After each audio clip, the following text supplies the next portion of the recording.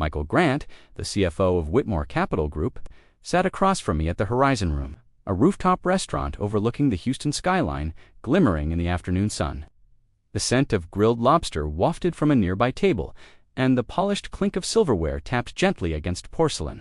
Michael sliced into his $80 Wagyu steak and casually said, "David, starting Monday, you don't need to come back to the office." The world seemed to stop. Across from us sat Ryan Whitmore, Michael's nephew, and the 23-year-old son of our company's founder.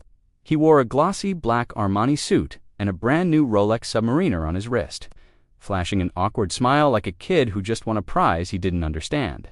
"Ryan will be stepping into your role," Michael added, as if discussing the weather. He just got back with an MBA from Singapore, full of energy and ideas. It felt like a punch to the gut. Blood rushed to my feet, but I didn't flinch. I placed my silverware down calmly and folded my napkin. "I understand," I said. "May I sign the resignation papers now?" Michael chuckled dryly. "You're always so professional. David, your year-end bonus $18,000. We'll revisit that once Ryan is settled." In my head, the numbers rushed in. 8 years and 5 months building 147 financial protocols, 23 pieces of custom software, now all handed to a kid barely out of school. Ryan glanced at me, trying to feign empathy. "You've done so much for the company," he said, with a voice that still cracked on certain vowels. "I'll try my best to learn from what you built." I gave a polite nod. "I wish you success." But inside, the wheels had already begun turning. This wasn't about revenge. It was about justice and protecting everything I had created. David Tran, 38 years old, head of finance. The man who built Whitmore Capital Group's accounting infrastructure from scratch when it was just a 12-person outfit, operating out of a dusty old strip mall in southwest Houston. When I joined in 2017, the office still had particle board desks and a single ancient desktop running Windows XP. Michael and I used to stay late solving payroll crises or cash flow emergencies. I came from a Big Four audit firm and specialized in forensic finance. In my first month, I discovered that the former finance director had embezzled $12,000 using fake shipping invoices. I saved the company from bankruptcy. Michael shook my hand that day. "David, you saved us. You're a godsend." From that moment, I went all in.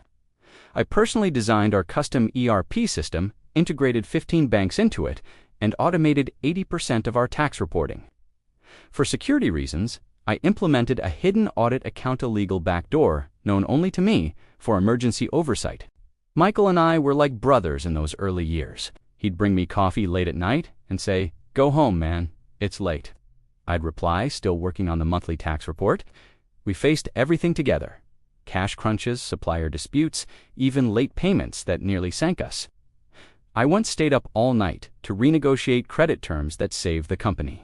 Back then, his family would invite me and Emily, my wife, to weekend getaways in Austin. We'd sit by the lake, dreaming about turning our scrappy little business into a billion-dollar empire. He once said, "David, if there's one person I trust with this company, it's you. Without you, none of this works." And the dream came true. From $120,000 in annual revenue to $52 million, year after year, of 15% profit margins. I was best man at Michael's daughter's wedding, sat at his family's table during every company holiday. Those were the golden years. Now, those memories stung like open wounds. I should have seen it coming last fall when I was quietly left off the Q3 strategy meeting, a meeting I used to lead. The first red flag. August. Michael asked me to document our entire financial workflow, from data entry to payment approvals. He said, "It's for Ryan, so he can understand and help you." Naively, I thought I was mentoring the next generation. I spent 2 weeks crafting a 200-page operations manual. Ryan asked all the right questions, seemingly innocent, but subtly probing about passwords and access levels.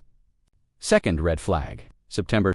Ryan was issued full access badges, including the finance server room, a space previously restricted to me and our CTO.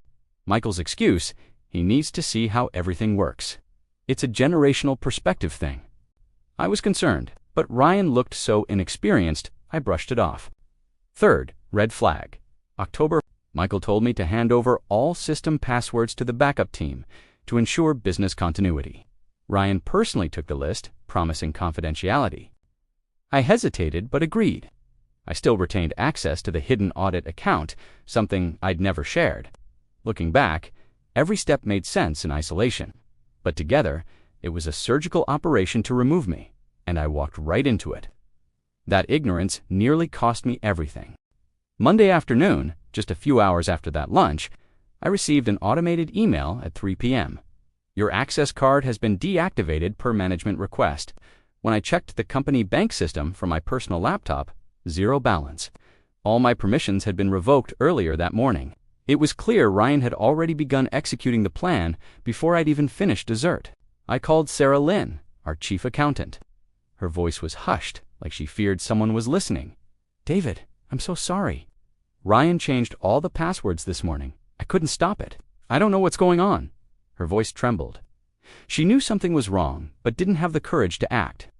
I was asked to return everything: my $2,300 Dell Precision laptop, company-issued Samsung phone, even the keys to my office.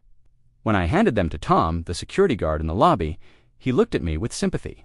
"Mr. Tran, what happened? You've always been the last one to leave." 8 years. Man, I gave him a tired smile. "Just a personal issue, Tom. Nothing big." But it was big. That $18,000 bonus I'd been counting on was frozen. Officially under review, it was supposed to help pay down our mortgage and cover the birth of our first child. Emily, my wife, was 7 months pregnant. We'd chosen a private hospital in Houston that specialized in higher-risk pregnancies. $3,200 already paid in monthly visits. Another $3,500 still to come. That night, I drove home in my aging 2020 Honda Civic. The engine rattled, and the check engine light flashed like a warning from the universe. I had been planning to trade up after receiving the bonus. Now even paying for repairs felt like a burden. I walked through the door with the look of a man who had just lost a war. Emily saw my face and instantly knew. "David, what happened?" I held her tightly. I couldn't speak. The weight of everything, career, money, betrayal, crashed onto my shoulders. I had $1,900 left in our personal account. Our mortgage balance was over $85,000, with monthly payments of $650. Our baby was due in 8 weeks. I sat in my home office, staring at the awards on the wall. Employee of the Year 2019. For outstanding contributions to financial strategy, CFO of the Quarter. They looked like jokes now, plaques laughing at my misfortune. That night, I didn't sleep. Lying beside Emily, I listened to her gentle breathing and felt the subtle kicks of our baby through her belly. That tiny movement reminded me I wasn't just fighting for myself anymore. I had to protect our family. At 2:30 a.m. Tuesday morning, I sat in the kitchen drinking my 4th cup of black coffee. No rage, no drama, just the cold, logical mindset of someone who had hit rock bottom. I laid out blank sheets of paper, grabbed a blue pen, and started planning. I pulled out my old personal laptop and began writing down everything. I remembered about the company's financial system, 18 key Excel files, 23 workflow maps, dozens of financial decision logs, known only to me. I remembered the all-nighters I spent negotiating payroll extensions, convincing banks to approve emergency loans, saving departments from collapse. At 3 a.m., my phone rang. It was Jason Miller, my cousin, and a labor attorney in Dallas. "David, Emily told me, I just looked at the files you emailed. There's a lot of legal red flags. Do you still have a backup of the system?" I smiled for the first time in days. "Yes." I opened the drawer and pulled out a 64 gigabytes flash drive. It held everything. The source code of our ERP, the transaction logs from the last 3 years, old habits from my auditing days had saved me. Trust, but verify, had always been my motto. In finance, lost data equals disaster. I flipped through my original employment contract, 32 pages, and spotted the first major flaw. Ryan Whitmore had never signed an official transition memo. Legally, that meant I was still the final person responsible for the company's financial system. Any changes made without my sign-off could be classified as unauthorized. I started building a step-by-step plan, not for revenge, but to reclaim what was mine and to hold the guilty accountable. At 5:30 a.m. Wednesday, I logged into the hidden audit account from my personal laptop. My heart pounded. I wasn't sure if Ryan had discovered and shut it down, but it still worked. Ryan and his team had changed every visible password, but they'd forgotten about this one because it was camouflaged inside a background. Audit module, perfectly legal, and originally set up to monitor fraud. What I saw made my blood run cold. Ryan had already transferred $21,000 from the Employee Welfare Fund to his personal account within 48 hours. That wasn't all. Another $11,000 had disappeared from the risk reserve, $5,000 siphoned from the training budget. Total, $37,000. In just 2 days. At 7:15 a.m., I took screenshots of every suspicious transaction and printed them to 12 irregular fund movements in just 2 days. Each one violated protocol. Ryan had used emergency-level admin access, something only valid in crisis situations and requiring at least 2 senior approvals. At 9 a.m., I met Jason Miller at his law office in downtown Dallas. His shelves were stacked with thick labor code books. After reading through my evidence, he looked up, eyebrows raised. "David, this isn't just wrongful termination. This is a coordinated attempt to embezzle company funds. We've got legal grounds for multiple charges." By 10:30 a.m., we had filed an official complaint with the Texas Department of Labor. According to Section 201.201 of the Texas Labor Code, employers must pay all earned bonuses and wages upon termination. Holding my $18,000 bonus was a clear violation. At 11 a.m., I called my old mentor, Mr. Frank Patterson, a senior partner at Ernst & Young. I'd worked under him for 5 years during my audit days. "David, I trust your judgment. We'll send in a forensic audit team this week," he promised. At 2 p.m., I leveraged my rights as the original architect of the financial system and requested the hosting provider to freeze all backup server access, citing suspicious third-party data interference. They complied instantly. That's when I uncovered the real reason behind my sudden dismissal. At 4:45 p.m., buried inside the procurement records, I found it. Ryan had signed a $50,000 accounting software deal with a company named Vision Dynamics, Inc., barely 2 months old, registered to a tiny strip mall in West Houston. No bidding, no vendor vetting, no comparative quotes. I dug deeper into business registration data. The CEO of Vision Dynamics, Hannah Morales, Ryan's college girlfriend, she was currently pursuing a master's in business at UT Austin. The company had no products, just a basic landing page. I recorded a phone call with Sarah Lynn, our accounting chief. She agreed to the recording. "David, I'm scared," she whispered, "but Ryan told me it's just temporary paperwork to keep auditors off our back." At 8 p.m., I backed up everything twice. Google Drive, Dropbox, 2 USBs, one I stored at home, the other I gave to Jason. At 10:30 p.m., the last piece clicked into place. I discovered emails indicating that Charles Whitmore, the company's founder and Ryan's uncle, knew about the embezzlement since early November. Even worse, Charles had allegedly used company accounts to pay off $50,000 in personal debt to a local bank. It was covered under vague miscellaneous payments in the general ledger. I was no longer dealing with just a greedy kid. This was systemic. I began preparing the criminal complaint for grand theft and corporate fraud under Texas Penal Code, Section 31.03. Felony theft, especially considering the amount involved, exceeded $250,000. My counterattack plan had 3 parts. Step 1. I created a fake investor profile.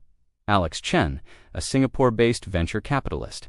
Using everything I knew from behavioral auditing, I crafted an irresistible bait. "Hi Ryan, I heard you've just been promoted at Whitmore Capital. We're offering a private investment opportunity with 30% return in 6 months. Ideal for high-level corporate leaders like yourself, minimum buy-in $20,000. Step 2. I rented a suite at the Hyatt Regency in downtown Houston, set up discreet legal surveillance cameras, MICs. Compliant with Texas one-party consent law. Step 3. I baited Ryan into committing a larger fraud, so there would be no ambiguity about his intentions. He bit the hook faster than I expected. 15 minutes after receiving the email, Ryan replied via encrypted message, "Need to move cash quickly. I've got access. Can process discreetly. Good ROI, but act fast. This window won't stay open." His recklessness amazed me. We arranged a meeting for Friday, 2 p.m. in the Royal Room of the hotel. Ryan said he'd bring the company checkbook and official stamp. Clear signs of intent. Any finance executive carrying corporate financial tools to a private investment meeting Instant red flag. Every second of that meeting was recorded. Ryan's voice clear, "We've got to move this before the auditors come in. If word gets out, I'm toast." He even confessed to borrowing employee fund money. "I'll make it back, reinvest it. No one's losing anything." I told him there would be a board meeting Monday to review finances. Just to apply pressure, Ryan panicked, face pale, voice shaking. "That soon? I'm not ready. I need time." Predictably, he made 3 transfers that afternoon. $8,000 from risk reserve, $8,000 from employee benefits, $4,000 from the operations fund. What Ryan didn't know? I had already warned every bank involved. Under federal anti-money laundering rules, foreign transfers above $5,000 are subject to manual review. The funds were immediately frozen, and Ryan had just walked into his own trap. Monday, 4 p.m. The Whitmore Capital boardroom. On the 23rd floor of the BCO tower glowed with soft amber light, as the winter sun dipped below the Houston skyline. A massive walnut conference table ran the length of the room. Floor-to-ceiling windows looked out over the glowing cityscape. Every member of the board was present. Charles Whitmore, the founder, sat stone-faced at the head of the table. 5 board directors watched me with a mixture of suspicion and curiosity. Jason Miller, my attorney, sat beside me, a thick file of documents in his lap. Ryan sat across from me, pale as paper, his hands trembling around a glass of water. He hadn't slept. I could see it in his sunken eyes. His accounts had been frozen. The police had already visited his apartment. Michael Grant, my former boss, sat next to Ryan, torn between panic and anger. He looked at me as if I had betrayed him. "David," he said, voice tight. "Why are you doing this? After all we've been through." Before I could reply, something unexpected happened. Sarah Lynn, our chief accountant, stood up shakily. "I think David misunderstood," she said nervously.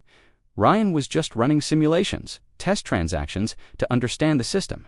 There was no malicious intent." The room went dead silent. Of course, Ryan had promised her a promotion. VP of Finance, double the salary. If she backed him, I wasn't surprised. Just disappointed, I didn't say a word. I simply connected my laptop to the projector and tapped the spacebar. "I'm not here to make accusations based on emotion," I said. "I'm here to present facts." On screen appeared 47 pages of forensic audit data. Transaction logs, screenshots, system access timelines, voicemails, internal emails, telegram messages. $21,000 siphoned from employee welfare, I narrated. $11,000 from the emergency reserve. $5,000 from the training budget. Multiple violations of internal protocol. Then I played the audio recording from Ryan's meeting with me at the hotel. Let's move the money fast. Before the new audit team gets here, then came the kicker. I opened the file labeled Chairman Call, November 13th. A crystal clear audio clip played. "Just do what I told you," Charles Whitmore's voice said. "The company's money is our money. Don't be shy about using it." Charles jumped to his feet. "That's taken out of context," he barked. "I don't remember saying that." I stayed calm. "Mr. Whitmore," I said, "you used corporate funds to pay off $50,000 in personal loans. That's not interpretation. That's embezzlement." Michael looked stunned. "Charles, is this true?" Silence. "Under Texas Penal Code, Section 31.03, I continued, "this qualifies as felony theft in the first degree, subject to 5 to 99 years in prison." Charles's voice shook. "David, let's be reasonable. We can fix this. I'll pay you 3 times your bonus. Just drop this." I shook my head. "The complaint was filed 3 days ago with the Harris County District Attorney's Office. This isn't just a company issue anymore. It's a criminal case." Ryan broke. He collapsed into tears. "I'm sorry. I just wanted to prove I could do it. I didn't want to be the spoiled nephew anymore." He confessed in front of the entire board. Jason hit record. Board member Leonard James leaned forward. "This is beyond serious. We're going to be under federal investigation. We could lose everything." I closed my laptop, packed it slowly. "I've done my part," I said evenly. "As a former employee, I owed this company the truth. What happens now is up to the law." Charles tried once more. "David, we can still fix this. You and I go way back. I'll give you whatever you want." I finally let emotion show. "You were like a second father to me," I said. "But trust, once broken, is gone. I'm not doing this for revenge. I'm doing this so no one else has to go through what I did. Jason stood up. Sarah Lynn fidgeted nervously. We can offer compensation, she said weakly. Settle this quietly. I cut her off.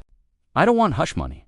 I want the truth to be known, and I want justice for me and for every honest worker who's been thrown away like garbage. Ryan suddenly dropped to his knees in the middle of the boardroom. Please, David, I'll give everything back. Don't ruin me. Please. I looked down at him. My voice softened. I'm not taking anything back. But if you cooperate with the investigation and show real remorse, maybe things will go easier for you. Michael exploded. Do you know what you've done? You've destroyed families, careers. I looked him dead in the eye. 8 years, Michael, did you think about my family when you fired me without warning? My wife, 7 months pregnant. The nights I stayed up building your systems while you were home with yours. The room fell into heavy silence. The only sound was the ticking wall clock. I have somewhere to be, I said, glancing at my watch. Good evening. I walked out. Behind me, Ryan was still kneeling. Charles slumped forward, head in hands. Michael stared blankly out the window. December 15th, 2020. Ryan Whitmore was officially arrested and booked into the Harris County Jail on charges of felony embezzlement totaling $37,000. His mugshot, with a white towel covering his face, appeared on every major business news outlet across Texas. December 18th, Charles Whitmore resigned from all executive roles at Whitmore Capital Group. He was fined $96,000 by the Texas Comptroller's Office for misappropriation of company funds.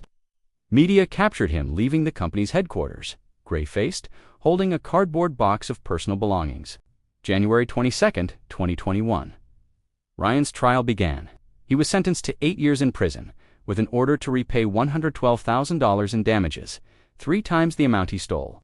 His mother collapsed in court during sentencing and had to be rushed to the hospital. The footage was broadcast live on Channel 8 and quickly went viral. Public opinion turned sharply against the Whitmore family. Others involved didn't walk away clean either. Sarah Lynn, the accounting chief, was immediately fired and barred from practicing finance for 5 years. She called me weeks later, sobbing. David, I'm so sorry. I didn't mean to hurt anyone. I was just greedy and stupid. Michael Grant, once my closest ally, was demoted to regional sales manager. His salary was cut by 60%, and he was stripped of all financial authority. His message to me was short. I know I was wrong. I'm sorry, David. I truly am. Ernst & Young completed a full forensic audit. The final report was 230 pages long and uncovered more issues: underreported taxes, inflated expense claims, phantom vendors. As for me, I was awarded $18,000 bonus with 15% annual interest. $8,500 in emotional damages. $3,400 in legal and audit reimbursement. Total compensation, $29,900. The payment came not from Whitmore Capital, but from their liability insurance for executive misconduct. I wasn't thrilled. I wasn't even proud. I was just relieved. 6 months later, June 2021, Emily and I moved to a small wooden cottage in Asheville, North Carolina. No penthouse, no office, just a cozy 2-bedroom home overlooking the Blue Ridge Mountains.